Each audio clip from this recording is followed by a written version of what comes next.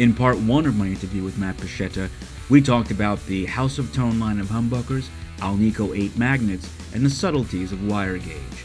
Today in part two, you'll learn about the House of Tone T-Type, S-Type, Blade Runner, and Tronbucker pickups, also their fully loaded Strat plates.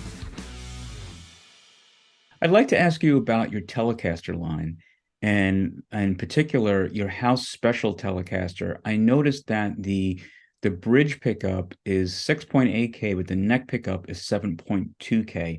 And I found that interesting, and I was wondering if there was a particular reason why the bridge was wound not quite as hot as the neck pickup.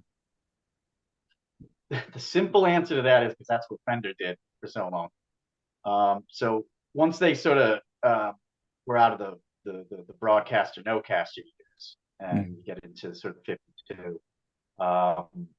there was a transition time going from Alnico 3 to 5, but they lowered the whine quite a bit, and they changed from 43 gauge on both the bridge and the neck, and they went to 42 on the bridge, left the 43 on the neck. And at that time, yeah, then you start seeing that it's mismatched like that. Well, it's against the grain of what we think of nowadays. But again, back then, things were. I mean, first of all, they weren't, like I said, they weren't always aiming for a specific calibration, but they Mhm. probably were with the telly. And the reason being is that the the the bridge pickup is a much bigger bobbin than the neck pickup, Mhm. so you got a longer turn. Of and any given turn on the coil is a lot longer than one turn on the neck pickup. But also, it's got the metal inductance plate, Mhm. on the bottom of the telly bridge pickup. Plus, it's sitting in a metal bridge, and Right. all that adds a lot of extra inductance and really throws a lot of eddy currents around, which affects the magnetic field, and therefore it also affects the capacitance and the overall tone and power pickup. So it wouldn't have needed to be, um, you know, matching and calibrated in the way we think of nowadays, where it's always a higher DC resistance on the bridge versus the neck. And like I say, also they're two totally different wires. It's 42 on the bridge and 43 on the neck, so they actually balance a lot better this way. But Hmm. yeah, probably right up through. I'm trying to off the top of my head, right up through most all the CVS years, I think as well. They pretty much always matched like that. Some of the bridge pickups were down as low as around 6K, Wow. and neck pickups, yeah, anywhere from the upper sixes to the mid sevens. Mhm. But prior to that, the sort of broadcaster, no caster, they were quite a bit hotter. In general, I mean, you had bridge pickups that were as hot as 10K. On some of the bridge broadcasters, and neck pickups could be, yeah, anywhere from 8 to 9.5K. Yeah, I noticed that on your Esquire broadcaster set, its bridge is 9.3, neck is 8.5, which I know is a little bit Yeah, hotter than the house special. yeah, yeah. That's because the majority of them were. But unlike Gibson, all your pre-CVS fenders were hand wound. There's no, it is a person controlling tension, the Mm. scatter, and the build up coil, and also when to stop the machine. So you get even more inconsistencies than you would with anything from Gibson when it comes to number of turns and DC resistance. Okay. There was just so many. Strat pickups, for instance. Ideally, they were all aiming to be the same. All three were supposed to be coming out the same Mm. number of turns, the same DC.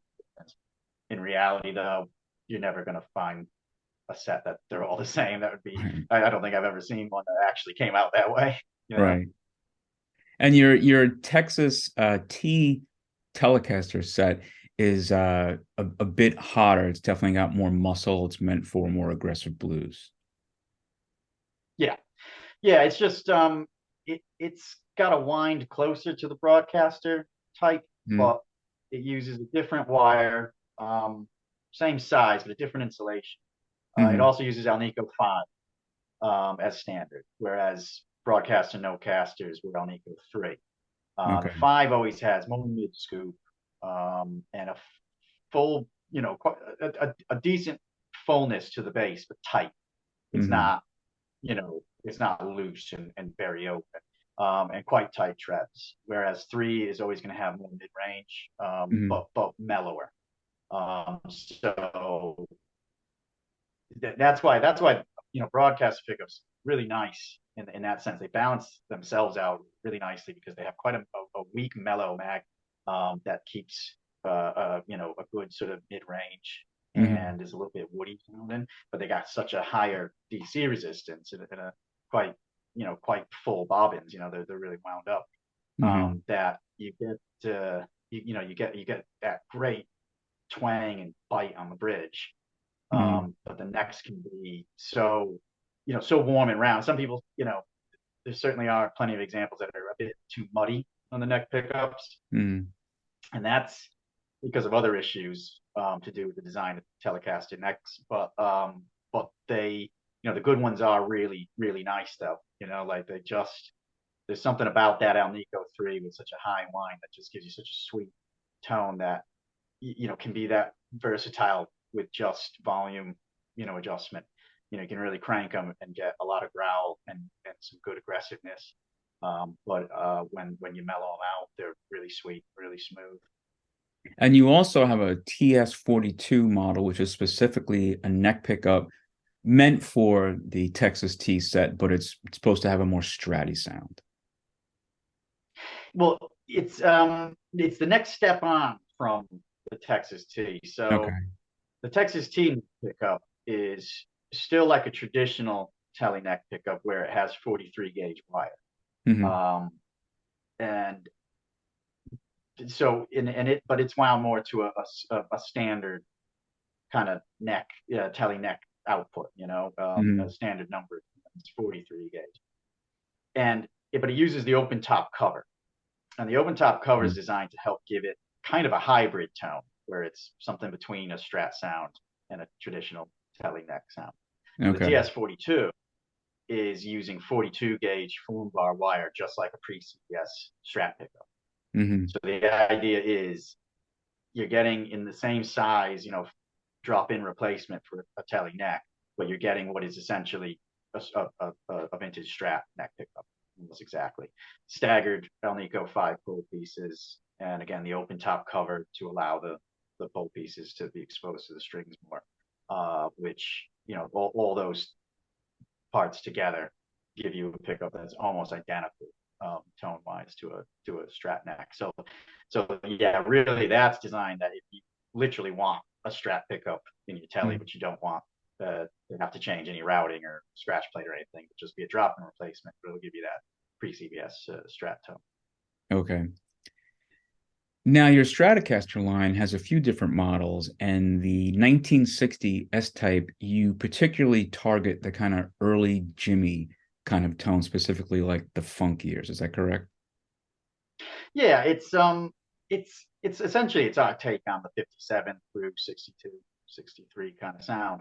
Mm. It's for most part those years nothing really changed with the specs. And it's all done with the correct diameter Alnico 5 magnets, the actual size of the coil, the height, the winding area, Hmm. heavy form bar wire. So yeah, it's just supposed to be that classic, that classic um, pre-CBS tone. And then And yeah, you think, oh, your go on, sorry. 68 special is more of like the later Jimmy type of tone with a little bit hotter pickup, I believe. No, it's a little bit cooler actually. Oh, right. So Okay. Fender in general, as the pre-CBS years went on, they strats seem to get a bit hotter overall. As I say, a lot of inconsistencies, but overall they tend to get a bit hotter to about 64. And Mm. then CBS take over. CBS went to machine wound, not hand wound. Hmm. Changed the type of wire. So instead of the heavy build form bar, which is like a double thick insulation, they went with the plain enamel, which Mm. is what Gibson was using pretty much. And Fender, for the most part, Fender always used plain enamel on certainly on telly pickups and a lot of the bass pickups. but they used Formvar on all the Strats and some Jazz Masters, some Jaguars, for certain years. But once CBS took over, everything was playing down. And a little bit less wines, back to kind of the way Strats were being done in the very earliest years. So Mm-hmm. around about anywhere from 5.6 to 5.8K. Mm-hmm. Whereas, like I say, once you get into the 60s, you're looking at more like 6.1, 6.2, right up Mm-hmm. to some of those very last ones in 64 were 6.3, 6.4 Mm-hmm. K. And so yeah, it's between the wire type and the lower wine, they're actually very bell-like clear. They have they have a great headroom on the cleans, Mm-hmm. and quite a lot of mid scoop. And yeah, I mean, Jimi Hendrix had quite a few 68s. They were pretty much, I think, his favorite. Towards the end, I think he had about five of them. And so yeah, that's why we went with 68 specials. We just thought it's a classic Jimi Hendrix tone. And that being said, too, pretty much all the CBS years were the same. By 74, I think they had gone from the staggered pole pieces to flat, but otherwise the specs of the output and wire type and all that stuff pretty much stayed the same all through the CBS years. And you also offer your Texas tea in Strat as well. Yeah, it's just another, again, it's just a hot version of kind of that pre-CBS sound, but just calibrated so that they go, a higher wind on the bridge down to a lower wind on the neck.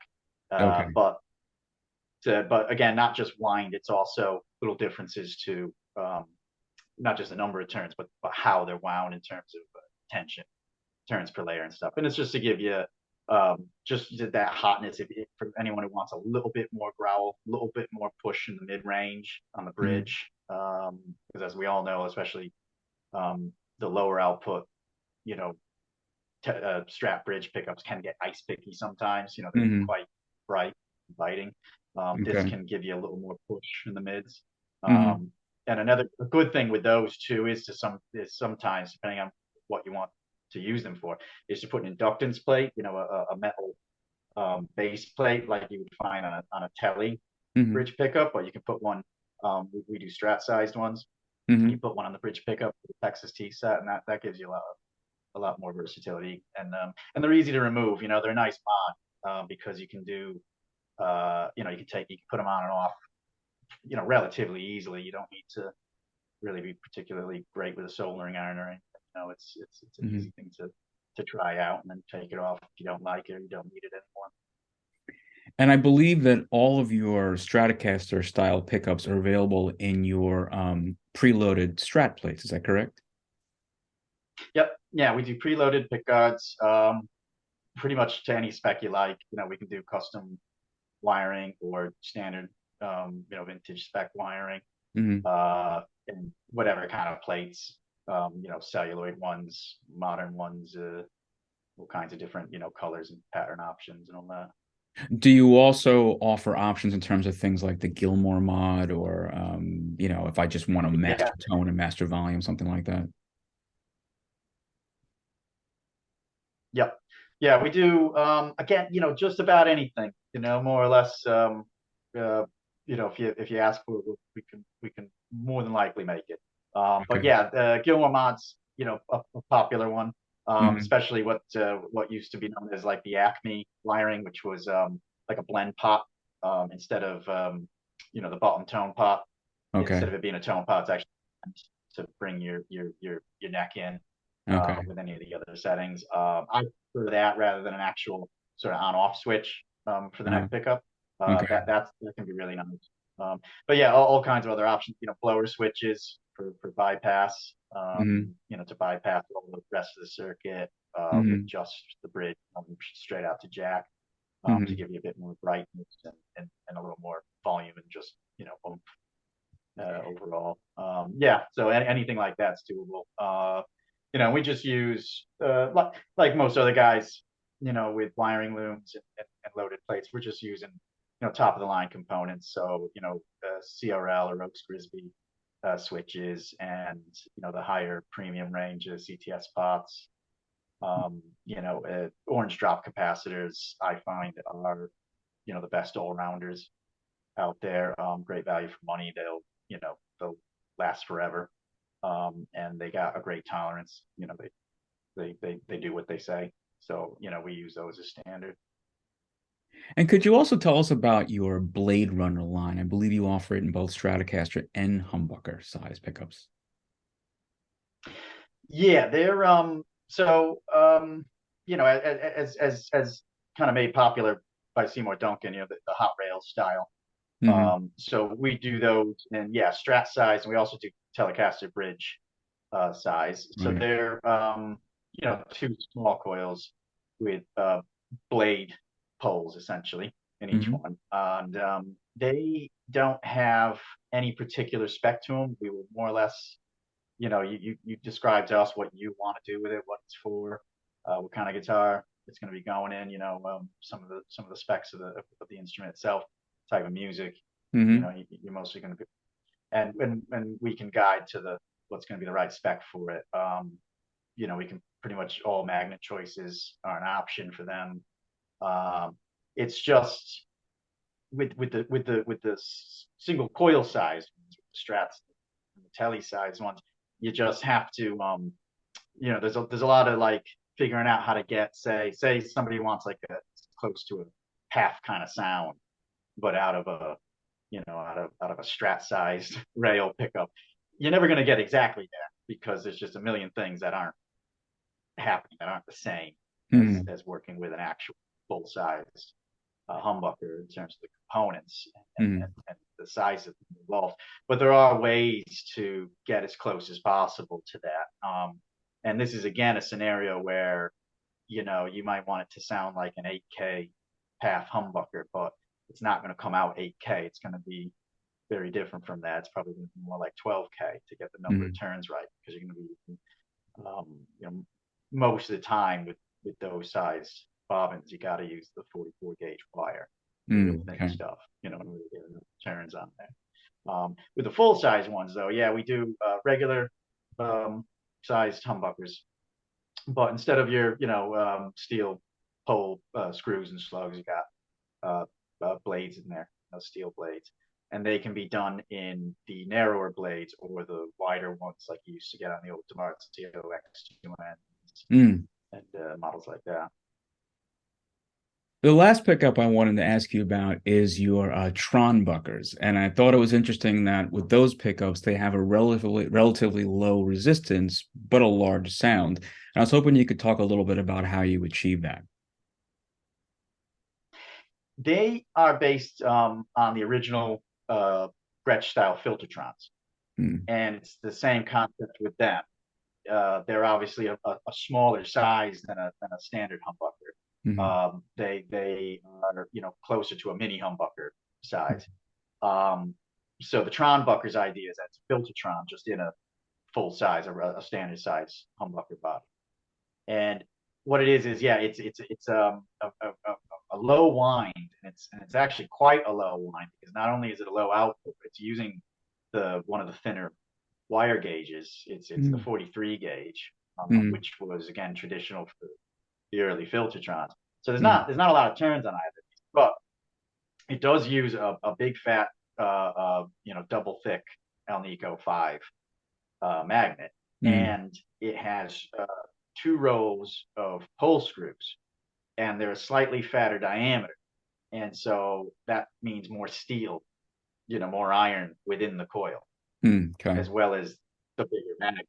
So between those two things, you're getting a much stronger and a fatter magnetic field, and that's what's going to give you more power. And it's the same concept behind, like I say, original Filtertrons.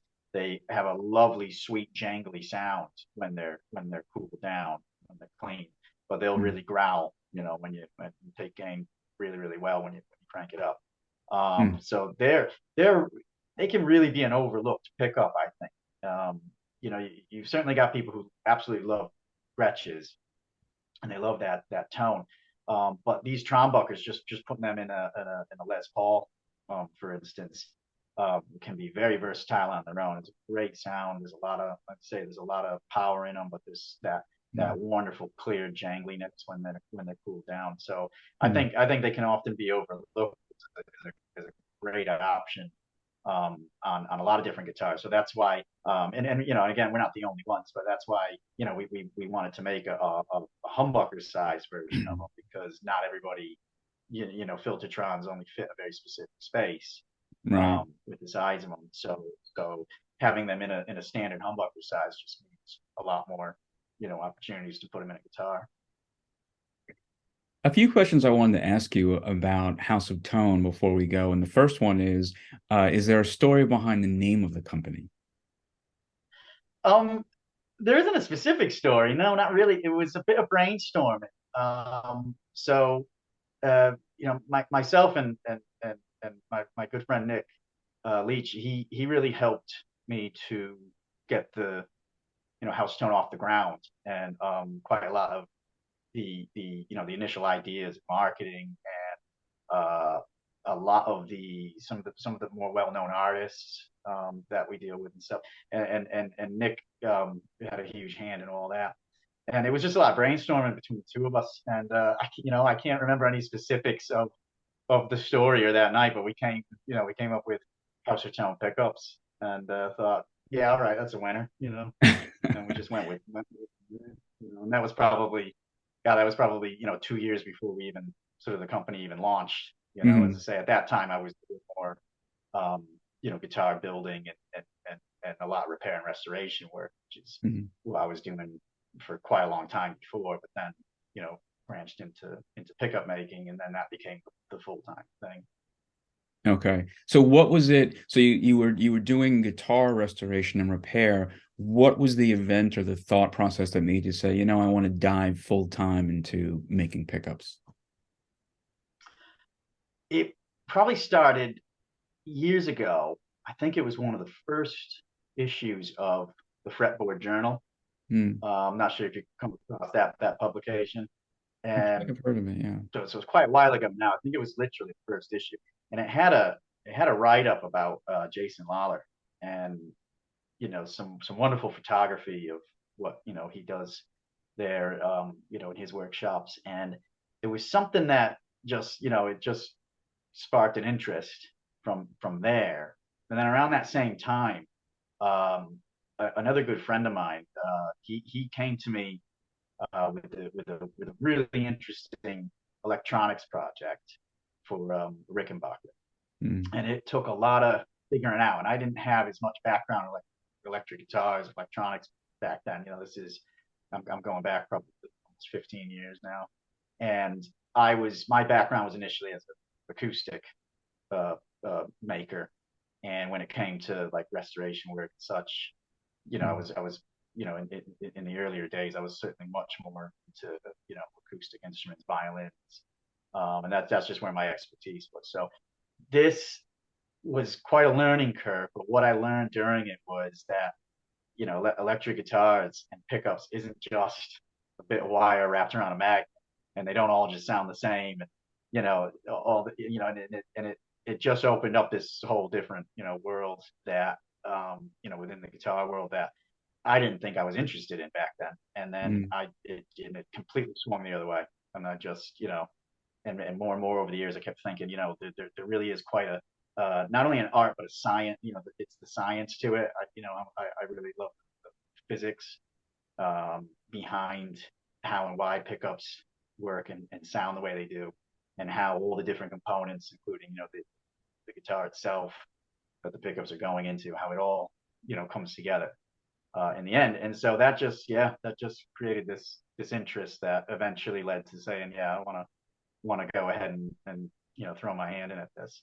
And you know, and it's a bit of a saturated market, obviously, as Mm. we all know. But I thought, you know, I thought let's see what can be done. Let's see if I can add anything to it. Let's see if there's any room to you know make a mark within it. And Well, I think that's one of the then things that's that what I made me. I think that's one of the things I enjoyed about your website was that, quite often when you go to a website, the things you see are this pickup's going to smash your face or it's going to sound hotter than the sun or something, as opposed to when you specify the wire that you use or the magnets that you use, like you mentioned, the science behind it, actually educating your customers. Yeah, well, I think that's important. I think that's the way that it's the best way to making an informed decision, isn't it? Right. You know, a bit of knowledge, will go a long way. And I think that's, and I think, that's what a lot of customers want. I think is, um, to understand it a little bit more because it is a minefield out there, in the guitar world. We're at a Right. time where whether it's pickups or, hardware components, tone woods, neck shapes, fret wire, there's a million options of everything, isn't it? Yeah. And everybody's gonna tell you this is the best or mine's the best or blah blah blah. Right. So I think customers want that a bit more knowledge, just a little more understanding of what they're looking for and what they're gonna Mhm. spend their money on. So yeah, I think there's a call for that. Is to explain it as best you And if somebody wants to place an order with you, what's the best way to go about that? can. So on the website, there's a contact form, Mhm. and rather than having sort of we decided, at least for now, it's not having an online shop because, as I say, the vast majority of the time people aren't just ordering exactly the standard spec of this or that. They Mhm. often want a lot of customization. Okay. And like even with cover choices for humbuckers and stuff, there's so many options that we can do with aging and all this stuff. So we prefer to just get in touch through the contact form, um, and that'll ask, for your name, your email address. And then you pop in there what you're looking for. Like just write us an email basically. I'm looking at your 1960s types. I'm wondering, are they, could we go with Alnico 2, Mhm. or on the bridge, or even if they don't know exactly what they want that specifically, they could say, I'm looking for a bridge that's a little more mellow or a little warmer and not too Mhm. ice pick or something. What can we do about that? But Okay. I want, you know, this cover colors and I want them aged lightly and this. So all the details just in there. And then we normally just deal with PayPal invoicing, business invoicing, Okay. and that works, worldwide. We ship all over the world, so that's not a problem. And the phone numbers also on the website in the contacts area. People can call me direct and chat, and that's Okay. no problem at all. Now, my very last question to you is, as a guitarist, every day, what guitar do you play through? What pedal do you plug it into? And what amp do you plug that into?